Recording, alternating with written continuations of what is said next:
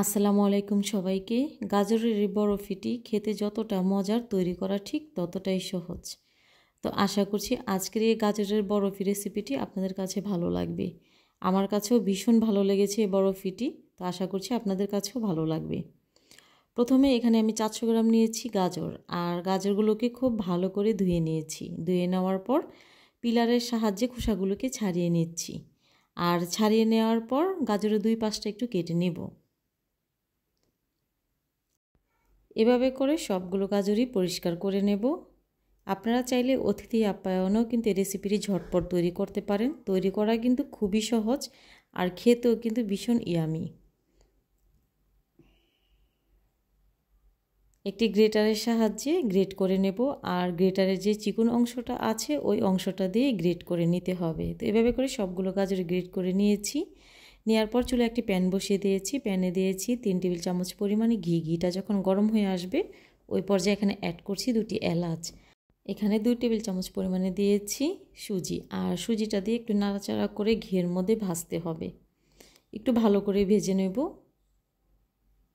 সুজিটা যখন এরকম ভালো করে ভাজা হয়ে যাবে ওই পর্যায়ে এখানে অ্যাড করব কাজু বাদাম কুচি, আর বাদামটা দিয়ে দেওয়ার পর আবারও কিছুক্ষণ ভেজে নেব। এখানে অ্যাড করছি যে আগে থেকে আমি গাজরটা গ্রেট করে রেখেছিলাম, ওই গাজরটা এখানে দিয়ে দিচ্ছি। আর দেওয়ার পর এখানে সামান্য একটু পরিমাণে দিয়ে দেব লবণ, আর লবণটা দিয়ে একটু নাড়াচাড়া করে নেব। তারপর ঢাকনা দিয়ে ঢেকে দেব। ঢাকনাটা তুলে আবার একটু নাড়াচাড়া করে নিতে হবে। এখানে অ্যাড করেছি আধা কাপ পরিমাণ লিকুইড দুধ, আর এখানে অ্যাড করেছি চিনি।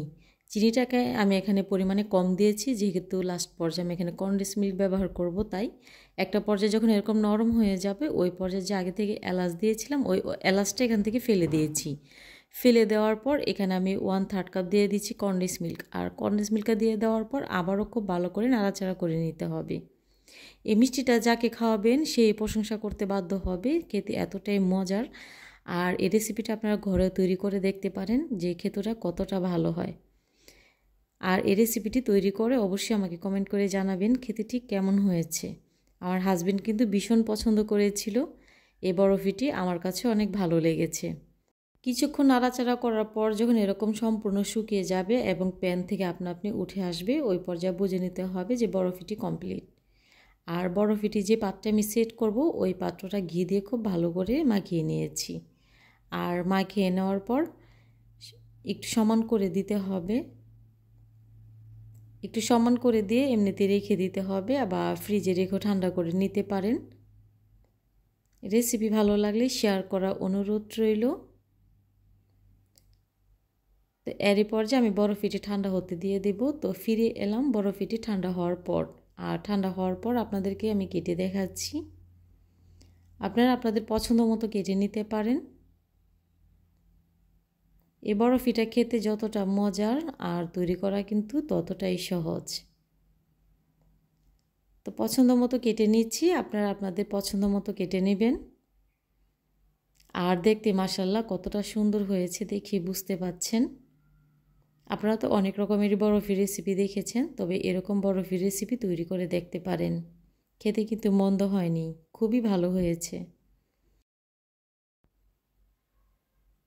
এভাবে করে কাজু বাদাম দিয়ে সুন্দর করে সাজিয়ে নিতে পারেন বরফিটি। আর বরফিটি দেখতে কিন্তু মাশাআল্লাহ অনেকটা সুন্দর হয়েছে। তো সবাই খুব ভালো থাকবেন, সুস্থ থাকবেন।